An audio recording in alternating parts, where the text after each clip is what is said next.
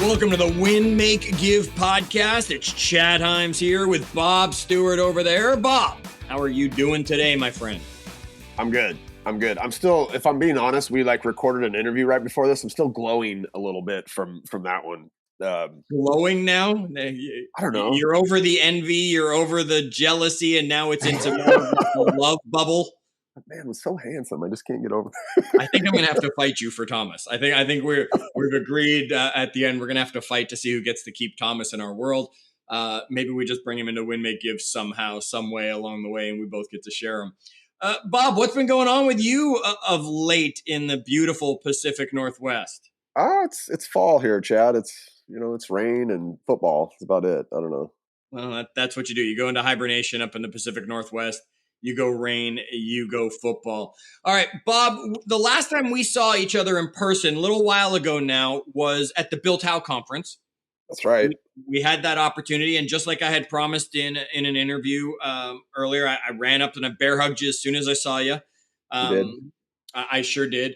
And we had some great times there. By the way, yes. You're muscular, man. You felt like a friggin' rock when you gave me a hug. I was like, oh, take it easy there, freaking Incredible Hulk. You're looking good, dude. I thank you. I appreciate that, my friend. You could I don't too. see you. Look at you. You're a little red right now. I don't see you. It's warm here in the South. Bob, if you took the health part of the Health, Wealth, Leadership, Legacy seriously, we could do the same for you. Somebody's got to do it, and I'm glad you are. There you go. Okay, you take the other pieces then. When we were at BuiltHOW, we had some amazing presentations, right? You got up there a few times. You talked about some stuff. I had an opportunity to talk about my book, Flip the Coin, which we'll do an episode on here soon. For those of you who haven't checked it out on Amazon yet, from me, ebook, nice, easy, quick read. We heard from Via Williams. Right? We heard from a ton of people, and there was Colin O'Brady showed up, told an amazing story, had an amazing experience. We could probably make him a whole episode. Maybe we can get him on as a guest. Sarah Blakely. I mean, we hinted at it before the event happened. Ben then announced it. I mean, I think that was his unicorn, right? That has been since the first time Ben ever did any event was always, I'm going to get Sarah Blakely there. And him and Chris did a beautiful interview with her that was fantastic. To me, the one who stole the show was Sarah's husband, and that's Jesse Itzler. Yeah. I mean, first off, just a straight presentation person, this dude brought a DJ on stage. By the way, later that night, I got to his DJ DJ'd me doing the giveaway thing, and there was this big kind of auction, and they got to put in the tickets, and so I got to actually have Jesse Itzler share the same DJ. We shared the same DJ that particular day. Yeah. All right, that's awesome. Yeah, and he did, right? He did a keynote presentation, and one of the things he said is he makes it about presentation as well. So he's kind of changing the boring traditional keynote and brought his DJ out. And they had some fun with some sound effects and some other little things and some great music to it. His message was, it's just spot on. But here's the thing. I have talked to so many people, and everybody heard something different from his message. So, Bob, I'd really love to dig into what you heard, what I heard from Jesse Itzler's message, and how our audience, some of them were there. I mean, we had the pleasure of seeing so many of you, and it was wonderful to see you in person. And thank you for all the kind words about the podcast when you came up to myself or Bob or you told Ben or whatever it was. We love doing it. Yet there's so many of our audience that didn't have the opportunity to come to this BuiltHOW event, and I want them to still hear some of the stuff. So I'm going to put you up there first, Bob. What was your biggest takeaway from Jesse? I mean, we had the chance to hear him on stage. We had the chance, I think you were in the room. Maybe I didn't see you there. We had the chance to have a little one-on-one, kind of smaller, more intimate group with Jess. What was the thing you took away from Jesse Itzler? Man, Chad, I don't, by the way, I don't, I'm going to say this first thing. I don't know that it was the biggest thing or the most impactful thing, or so this is a guy, by the way, if you don't know Jesse's story, right? Like he was like the other white rapper in the 90s, right? There was like, and he tells the story. It was like, there was Vanilla Ice and there was Jesse Itzler. So he was like the other white rapper, and he traveled with Kid and Play and all these, and was signed to a record deal. And then he would go on, and I don't know the order here, but I think it was like founded a company, like a private jet company, Marquis Jet, which just ended up being bought. He was a co-founder of a thing called Coconut Water. Both water, yeah. Bought by Coca-Cola, I think. Coca-Cola, and his Marquis Jet was bought by Warren Buffett and Berkshire Hathaway. Like he's had multiple, multi-$100 million exits. And here's he put him like consistently throughout his life and his career, he purposely put himself into situations to like go get what he wanted, essentially, right? And he tells the story of like when he was starting Marquis Jet, and he knew that his where his customer was going to be, right? There were going to be these guys in Silicon Valley, and he went to like one of the very first TED Talks and showed up there, and then got there to realize he didn't have a ticket, but he was just wanted to be there to be around these guys that had enough money that they might want a private jet subscription. And then he went to the Starbucks and he bought all the pastries in the Starbucks so that those guys coming in each morning would have nowhere to go but walk out with no food. And then he sat outside and like gave them the muffins as they came out. It was just his ability over his lifetime to put himself in these really uncomfortable positions, right? Where people would be like, I'm not doing that. Just time after time after time was like the catalyst to so much of his success, was just a willingness to put himself in these uncomfortable positions and just show up. I thought that was as much, I mean, I don't know. There was so many good messages. To me, that was like one that I'd probably open with. I don't know that was the best one, but. All right. Well, then I'll open with one that's not what I think is the best one, yet it might have been the best one. And if you're my Facebook friend, you might have seen this post. I posted a picture that was taken by my friend Chris Miller, who sent it to me because he was there. The only reason he came to BuiltHOW was he wanted to hear Jesse speak. And I'll tell you, poor Chris, his flight was delayed. He was sick. He got in that night. He got so delayed. So he got to hear Sarah. But while Sarah was on stage speaking, Jesse's wife, Sarah Blakely, Jesse was actually in the audience. He was standing off to the side in the audience, taking pictures of his wife, cheering his wife on, celebrating his wife. And Chris grabbed this photo of him and he sent it to me. And he goes, guess who's standing over here? Right. And Jesse didn't care if anybody came up to him and bothered him. He didn't care if nobody even noticed who he was. He was out there supporting the person that matters most to him in his life, no matter what it meant to him in that situation. And Jesse and Sarah both talked about this when we had those moments after their presentations in a smaller group, about how important it is to support that other person in the things they love to do, and how you should find joy in their star shining bright.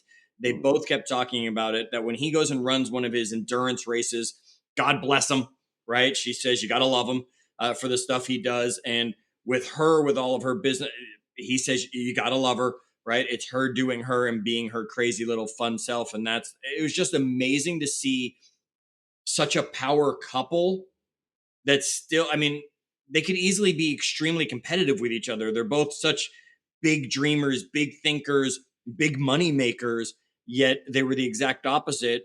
It was a let's win together, and how do I lift you higher and support you, and then you'll just lift me higher and support me. It was just a beautiful moment to kind of experience, even though it wasn't something talked about really. I love that. I mean, that's one of those, like, if your buddy hadn't sent you the picture of him doing that, you don't even know that that's a part of what he brought to the table, right? Like anybody else there who just heard their two speeches wouldn't have realized that aspect of what he was doing and how he was supporting his wife, and how, I think from stage she did say, or maybe that was in the private session, I can't remember, that she talked on stage a little bit about it. His crazy, like she's not going and running 100 miles, right? But she loves him for doing that, and for that being a part of who he is. Yes. Or the cold vegan chef that showed up in an RV in their driveway. Yeah. So that means they just cut vegetables. Yeah, there was. What else did you get from Jesse? So he had that. He had his big calendar idea, right? And Chad, I'm not sure like how much of the like I know you want to talk about the Misogi, That's the but first part. Yep. okay, so is the Misogi, is that like that one big thing that we're doing every year? And so basically what Jesse does is as he's planning 2024, Yep. let's say, he literally has this big ass calendar. And I think It's you can go to 20 like feet Jesse by Itzler. 4 feet. Yeah, Yeah, you it's go to 20 feet. jesseitzler.com and get his big calendar or whatever. Yep. But and on there, he plants that one big thing where every year he's going to do one amazing thing. And I love the way he talked about it too, in terms of like, if you're not doing anything awesome, life just runs.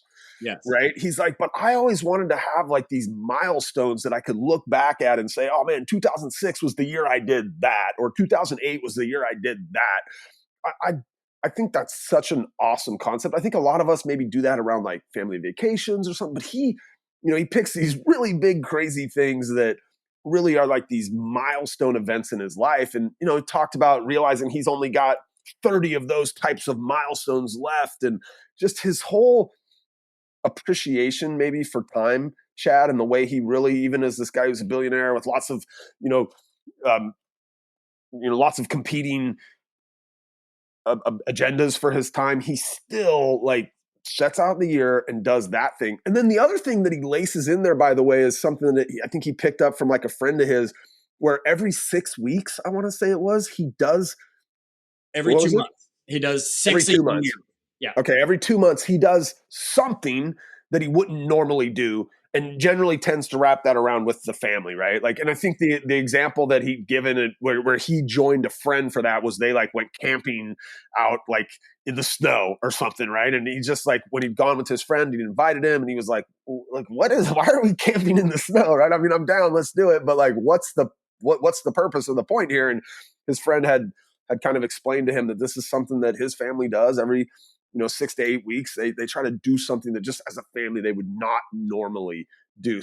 And so he sits down at the beginning of the end of the year and plots out what are those 6 things that are going to be adventures that the family takes, and what's that one kind of marquee event that's going to really kind of define my year. I Yeah, just think that he is does three, Bob. He does three things. So the first is the Misogi, and we're going to come back to a Misogi, folks, okay. because I really want to get into that because that was just a challenge I'd love, and that's going to be the Facebook question.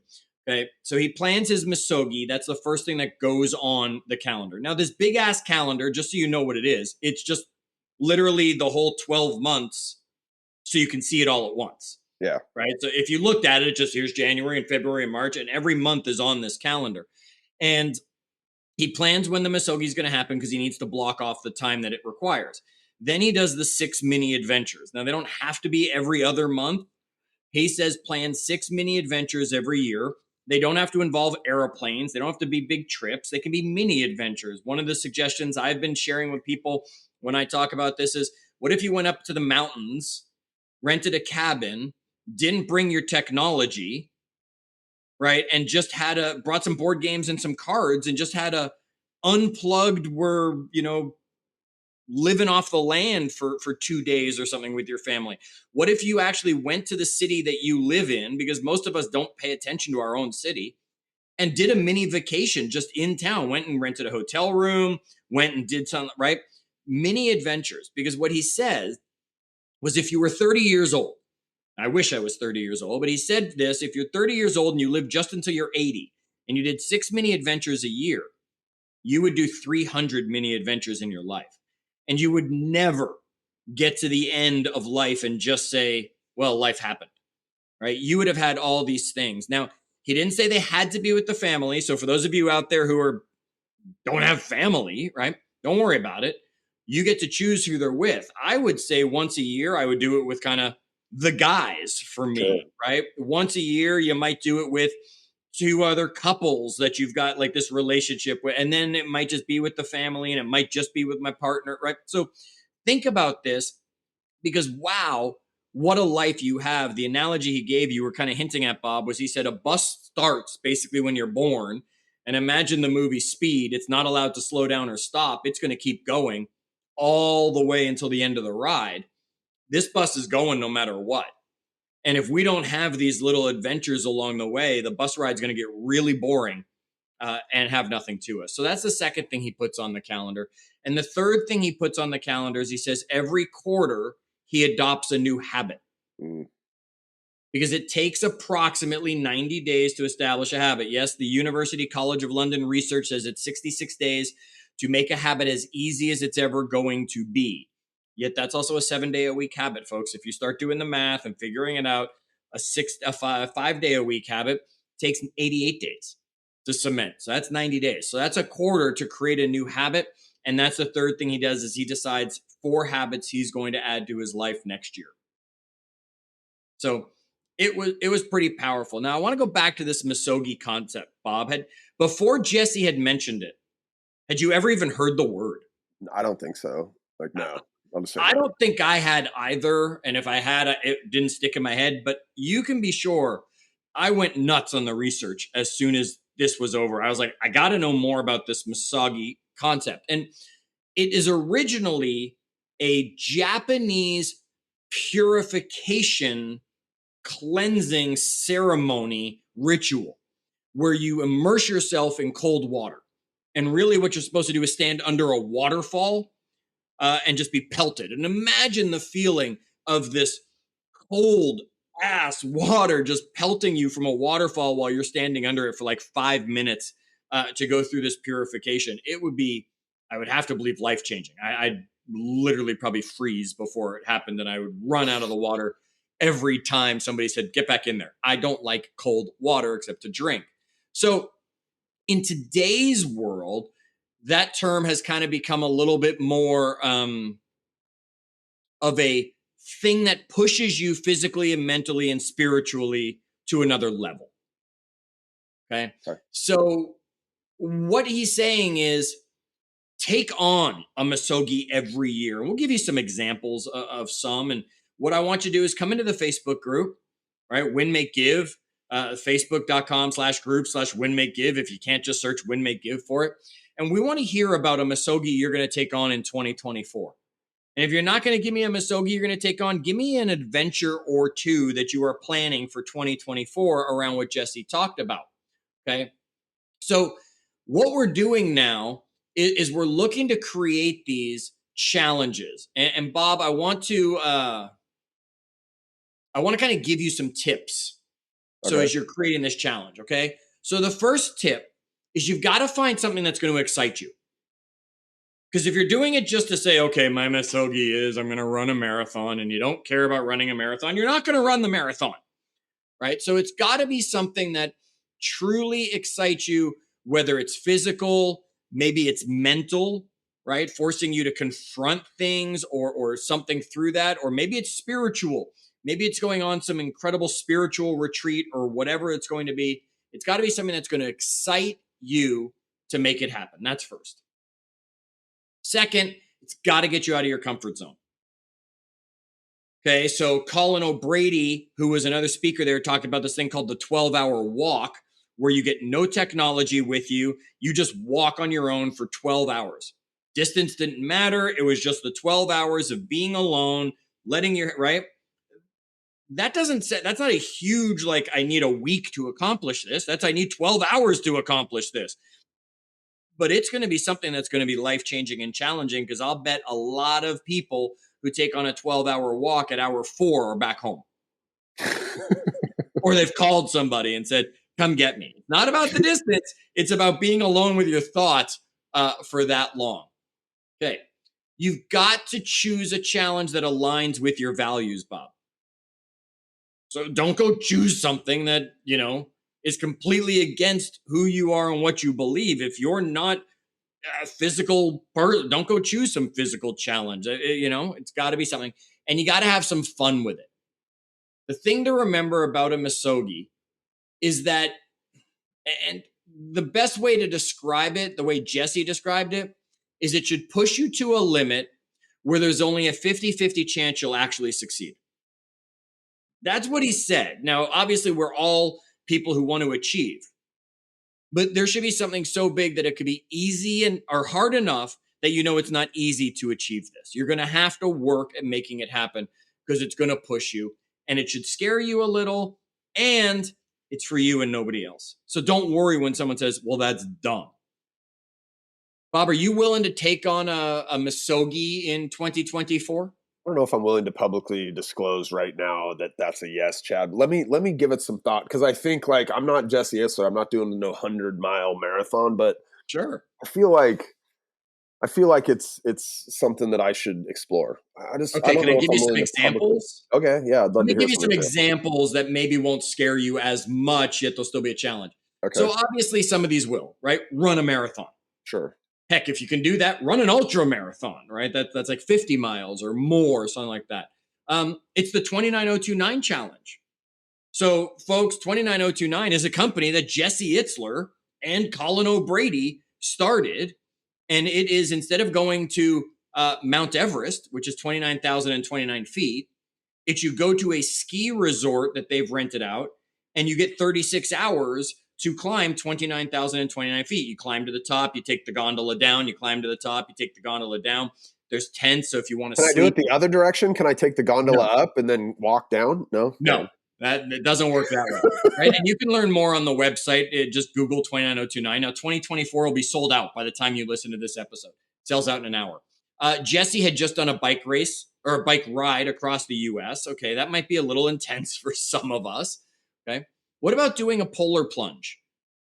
Right. That's just something. I don't like cold water. Not a fan of cold water, but maybe doing something and participating in a polar plunge would be one of those things that to me could be a Misogi, because it's going to 50-50 chance I don't do it. Maybe my boy Kevin Kaufman will let me steal his polar plunge. There you go. Then you could just do it in his little polar plunge pool, right?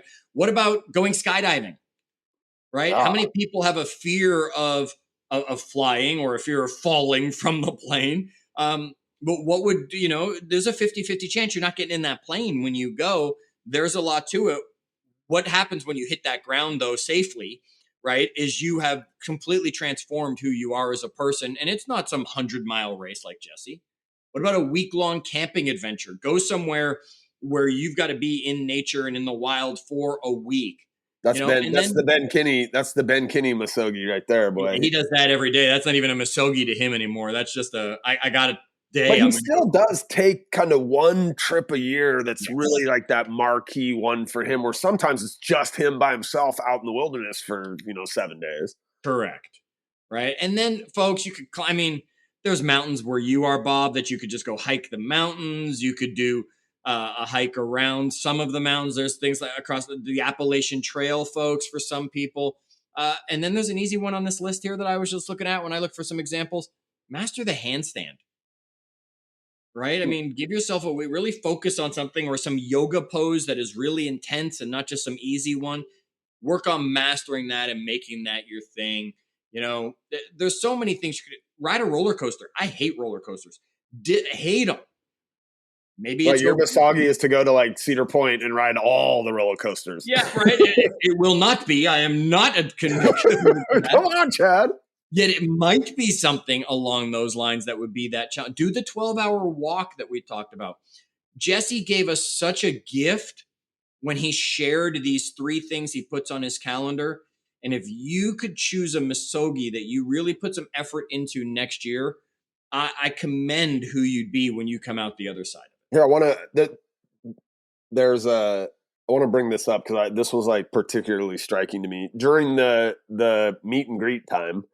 So, he's up there. We got 2,500 people or 2,800, however many were at BuiltHOW. He does his like main presentation. Then afterwards, Ben and Chris had set up like a little kind of sidebar for their partners to go in and have a little bit more intimate conversation with Jesse. And during that deal, his phone rings.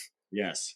And he pulls it out. He looks at it and he realizes one of his kids, and he takes the call with the other 200 people there. Now, look, this is his time, right? It's our time to spend with him. But right in that moment, like, he displayed what all of us could say, right? I think all of us would probably say, like, the most important thing in my world is my family or my kids, or we would say what that thing is.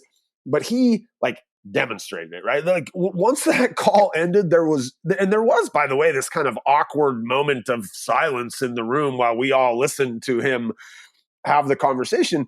But when he was done with that conversation, there was no mistaking what Jesse Itzler has as his number one priority, right? Like, so I just thought that moment was a really poignant moment that really showcased like this guy's not just up there bullshitting us on who he is and what he values. Like he actually lives those values. Yeah, he was, folks. If you get the chance to hear Jesse Itzler speak, go. And look, here's the thing, because if you were at BuiltHOW, you're screaming at Bob and I right now, going, "That wasn't even the biggest thing I took away from it." Right? Because the whole focus of Jesse's whole conversation was this concept of soul. Yeah. Right? And it doesn't matter how much money you have, if you have no soul, you're broke. And he got deep into that. And I'm not going to get into his whole piece on that. He talked about his father a lot, right? He talked about what he considers some methods to make that happen. He talked about his kids. And folks, I'll sum it up like this. I've heard it from many, many other people. And it's be where your feet are. I'm here with Bob right now, recording this episode for you. That's where I am.